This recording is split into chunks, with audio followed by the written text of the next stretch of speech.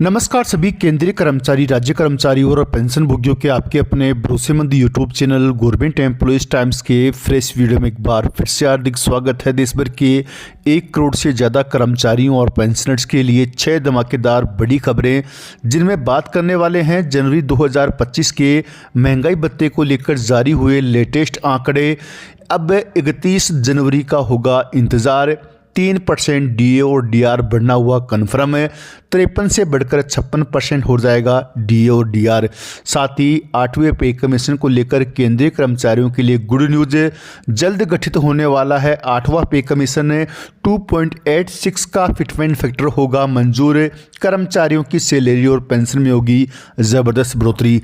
साथ ही बात करेंगे केंद्रीय कर्मचारियों और पेंशनर से जुड़ी 4 धमाकेदार खबरें, जिनमें एरियर, रिटायरमेंट, ग्रेजुएटी और पेंशन बढ़ोतरी को लेकर आई है गुड न्यूज़। जानकारी पसंद आई तो वीडियो को लाइक कीजिएगा। चैनल पर पहली बार आई हैं तो प्लीज़ चैनल को सब्सक्राइब कीजिएगा, क्योंकि आपसे जुड़े तमाम तरह के महत्वपूर्ण आदेश, वीडियो और इन्फॉर्मेशन हम यहाँ पर लाते रहते हैं। देश भर के 1 करोड़ से ज़्यादा कर्मचारियों और पेंशनर्स के लिए गुड न्यूज़ है।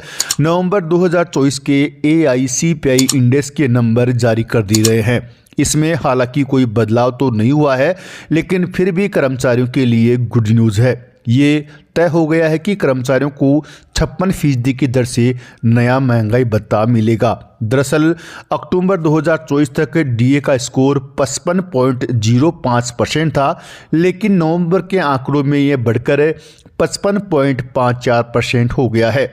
अब 31 जनवरी 2025 का कर्मचारियों और पेंशनर्स को बेसब्री से इंतजार है, जब दिसंबर महीने के लिए AICPI इंडेक्स का नंबर जारी होगा। इसके बाद फाइनल नंबर तय हो जाएगा। हालांकि अब 56% से ज़्यादा महंगाई भत्ता असंभव लग रहा है। कुल मिलाकर कर्मचारियों की डीए में 3% का इजाफा होना लगभग तय हो चुका है। नवंबर 2024 का AICPI इंडेक्स 144.5 पर बरकरार रहा, जो अक्टूबर में भी 144.5 अंक पर था। हालांकि महंगाई भत्ते के स्कोर में करीब 0.49% का उछाल देखा गया है। अक्टूबर 2024 में इंडेक्स के नंबर कुल मिलाकर डीए का स्कोर 55.05% था। वहीं नवंबर 2024 में डीए का स्कोर 55.54% पर पहुंच गया है। इस उछाल का फायदा केंद्रीय कर्मचारियों के साथ साथ पेंशनर्स को मिलेगा। अब दिसंबर 2024 के इंडेक्स का बेसब्री से इंतजार है, जो अंतिम स्कोर को तय करेंगे। महंगाई भत्ते की गणना पिछले 6 महीनों के औसत AICPI इंडेक्स के आधार पर होती है, लेकिन महंगाई भत्ता 56% तो तय माना जा रहा है, क्योंकि नवंबर तक के नंबर्स के आधार पर महंगाई भत्ता 55.54% हो चुका है।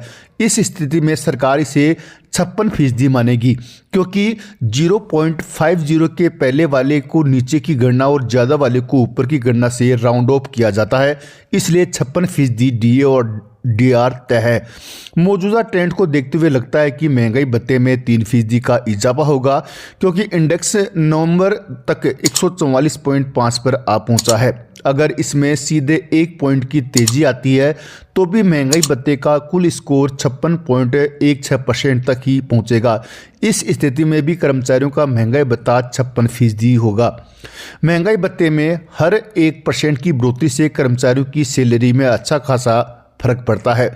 उदाहरण के लिए बेसिक सैलरी 18,000 रुपये पर 53% डीए के हिसाब से 9,540 रुपये बनते हैं। वहीं 56% डीए पर 10,080 रुपये मिलेंगे। इस प्रकार से प्रति माह 540 रुपये का फायदा होगा। वहीं अधिकतम मूल वेतन 56,100 पर गणना करें तो 53% डीए के हिसाब से 29,733 रुपये मिलते हैं। 56% डीए के हिसाब से 31,416 रुपये मिलेंगे। इस प्रकार से अधिकतम सैलरी पर 1,683 रुपये का फायदा मिलेगा। ऐलान की बात कर ले तो होली के आसपास या मार्च महीने में इसका ऐलान हो जाए। वहीं बजट 2025 में देश भर के 1 करोड़ से ज़्यादा केंद्रीय कर्मचारियों और पेंशनर्स की निगाहें टिकी हुई है। यूनियन बजट 2025 के नज़दीक आने के साथ केंद्रीय सरकारी कर्मचारियों और पेंशनभोगी की उम्मीद 8वें वेतन आयोग को लेकर बढ़ गई है। वित्त मंत्री निर्मला सीतारमण से उम्मीद की जा रही है कि 8वें वेतन आयोग के गठन को लेकर उनकी मांग पर सुनवाई होगी। बता दें कि वित्त वर्ष 2025-26 के लिए 1 फरवरी 2025 को बजट पेश किया जाएगा। हर साल बजट से पहले वित्त मंत्रालय अलग अलग सेक्टर और समूह से मांगों का सुझाव लेता है। ये समूह प्राइवेट और गवर्नमेंट सेक्टर में काम कर रहे करोड़ों लोगों का प्रतिनिधित्व करते हैं। हाल ही में ट्रेड यूनियन प्रतिनिधियों ने वित्त मंत्री सीतारमण से मुलाकात की थी। कस्टमरी प्री बजट मीटिंग के दौरान उन्होंने कई मांगों पर जोर दिया। इनमें 8वें वेतन आयोग के गठन की मांग भी शामिल है, जिससे करीब 52 लाख सरकारी कर्मचारी और 68 लाख पेंशन भोगियों पर सीधा असर पड़ेगा। आपको जानकारी के लिए बता दें कि प्री बजट कंसल्टेशन मीटिंग में centre of Indian trade union के राष्ट्रीय सचिव स्वदेश देव रॉय ने नए वेतन आयोग के मुद्दे को उठाया। यूनियन लीडर ने वेतन आयोग को तुरंत गठित करने की मांग की है, क्योंकि मौजूदा 7वें वेतन आयोग को बने 10 साल से ज्यादा समय हो चुका। बता दें कि 8वें वेतन आयोग को 2026 में लागू होना है। 7वें वेतन आयोग का कार्यकाल दिसंबर 2025 में खत्म हो रहा है। आपको बता दें कि 7वें वेतन आयोग का गठन फरवरी 2014 में यूपीए सरकार के समय हुआ था और इसकी सिफारिशें बीजेपी के नेतृत्व वाली एनडीए सरकार के सत्ता में आने के बाद जनवरी 2016 में लागू की गई थी। ऐसा अनुमान लगाया जा रहा है कि नए पे कमीशन का कार्यकाल जनवरी 2026 में शुरू होगा और पिछले ट्रेंड्स को देखें तो चौथे, 5वें और 6ठे वेतनमान आयोग ने 10 साल का कार्यकाल पूरा किया है। अगर यही ट्रेंड बरकरार रहा तो मौजूदा पे कमीशन का कार्यकाल 31 दिसंबर 2025 को खत्म हो जाएगा। गौर करने वाली बात है कि अलग अलग ट्रेड यूनियंस और कर्मचारी प्रतिनिधि लंबे समय से 8वें वेतन आयोग को बनाने की मांग कर रहे हैं। पिछले महीने संयुक्त ज्वाइंट कंसल्टेटिव मिशनरी की राष्ट्रीय परिषद ने यूनियन कैबिनेट सेक्रेटरी को पत्र लिखकर नए पे कमीशन के त्वरित गठन की डिमांड की थी। 3 दिसंबर को लिखे पत्र में कर्मचारी पक्ष ने यह जोर देकर कहा कि 7वें वेतन आयोग की सिफारिशें लागू हुए 9 साल से ज़्यादा का समय हो चुका है और 1 जनवरी 2026 से अगले वेतन और पेंशन रिवीजन ड्यू है।